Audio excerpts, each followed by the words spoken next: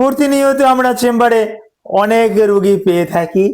এর ভিতরে অনেক রোগীর বয়স দেখা যায় যে মেয়েদের কথা বলছি, মহিলাদের কথা বলছি, বয়স 40+ এজ, এসে বলে স্যার একটু বয়স কাটিয়ে বিয়ে করেছি, আমার বয়স যখন 35+, 35 তখন বিয়ের পিড়িতে বসেছি, তো স্বামীর সিমেন্ট অ্যানালাইসিস টেস্ট করে দেখেছি ভালো আছে, আমিও ট্রাই ভেজাইনাল সোনোগ্রাফি করাইছি ডাক্তার দেখিয়ে, তারাও বলছে যে না সবকিছু ওকে আছে, কিন্তু তারপরেও কনসেপ্ট হচ্ছে না, একটা গর্ভধারণ করছে না।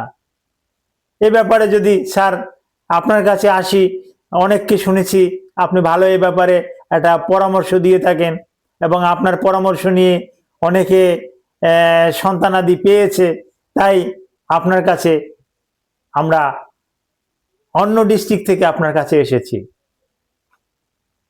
তো হ্যাঁ, তাদের কাছে কিছু পরামর্শ দিয়ে থাকি, এই ব্যাপারে কিছু আলোচনা করব। আলোচনাটা কিন্তু অত্যন্ত গুরুত্বপূর্ণ, আলোচনাটা না টেনে মনোযোগ সহকারে শুনুন।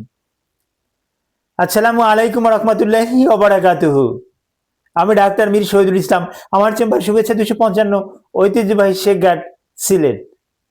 যে কোনো একটা সার্চ ইঞ্জিনে ডাক্তার মীর শহীদুল ইসলাম কথাটা লিখে সার্চ দিলে আপনি আমার সম্পর্কে বিস্তারিত তথ্য পেয়ে যাবেন।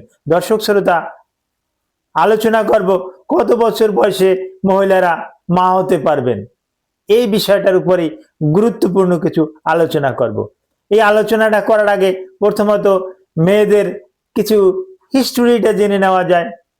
হ্যাঁ, সৃষ্টিকর্তা প্রদত্ত মাতৃগর্ভে যখন একটা মেয়ে শিশু থাকে, আবার বলছি সৃষ্টিকর্তা প্রদত্ত মাতৃগর্ভে যখন একটা মেয়ে শিশু থাকে, তখন 60 থেকে 80, কারো কারো ক্ষেত্রে বেশি, 60 থেকে 80 মিলিয়ন ওভাম বা ডিম্বাণু এই ওভারিতে কিন্তু রিজার্ভ থাকে। এই মাতৃগর্ভে সন্তানের বয়স যখন 5 মাস, তখনই কিন্তু এইটা, কিন্তু 5 মাস বয়সের পর থেকে গর্ভ থাকাকালীন সময়ে কিন্তু 5 মাসের পরে এটা কিন্তু কমতে থাকে। অর্থাৎ বাচ্চাটা ডেলিভারি হওয়ার পর ও মেয়ে সন্তান, কিন্তু দেখা গেছে ওর পরীক্ষা নিরীক্ষায় দেখা গেছে যেখানে 70 ছিল, 50 থেকে 70 ছিল, ওখানে দেখা গেছে 40 থেকে 50 মিলিয়ন, 40 থেকে 50 মিলিয়ন ওভামে কিন্তু চলে আসছে, অর্থাৎ কমে আসছে। যখন মেয়েটা বয়ঃসন্ধিতে চলে গেল, তখন দেখা গেছে যে 30 থেকে 40 মিলিয়নে চলে আসছে। বয়স যখন একটু অ্যাডাল্ট সাইজের হয়ে গেল, অর্থাৎ 18 বছর পূর্ণ হলো, বিয়ের বয়স, তখন পরীক্ষা নিরীক্ষা করে দেখা যায় যে ওভারিতে ওভামের সংখ্যা সাধারণত এই বয়সে আমরা দেখি বেশিরভাগ ক্ষেত্রেই 20 থেকে 30 মিলিয়ন, অনেক অনেক, কিন্তু এটা আস্তে আস্তে করে কমতে থাকে। তো সবচাইতে বেশি কমে যখন মেনোপজ হবে, মাসিক যখন বন্ধ হয়ে যাবে, তার কিছু কিছু আগে কমে। কত কমে?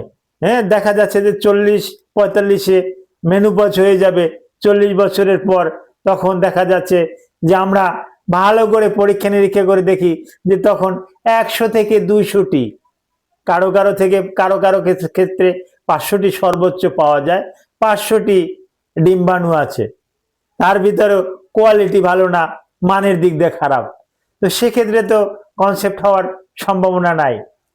তা আমাদের দেশের প্রেক্ষাপটে, এই এশিয়া মহাদেশের প্রেক্ষাপটে, বাংলাদেশের প্রেক্ষাপটে এই 40 বছরের বয়স উপরে হয়ে গেলে সেক্ষেত্রে কিন্তু মা হওয়াটা একটা রিস্ক ব্যাপার, ন্যাচারাল ভাবে কিন্তু সন্তান আসতে চায় না। সেখানে আমরা কিন্তু রোগীদেরকে IUI, তারপর IVF এগুলো করার আর কি পরামর্শ দেই, কারণ ওই ডিম রিজার্ভ আছে ততক্ষণ পর্যন্ত, ওই যে 200-300 ডিম রিজার্ভ আছে, ওটাও মেনোপজ হলে নষ্ট হয়ে যাবে, আর থাকবে না আপনার শরীরে, আর কোনো ডিম্ব থাকবে না, তখন কিন্তু আপনার পক্ষে আর মা হওয়া সম্ভব হবে না।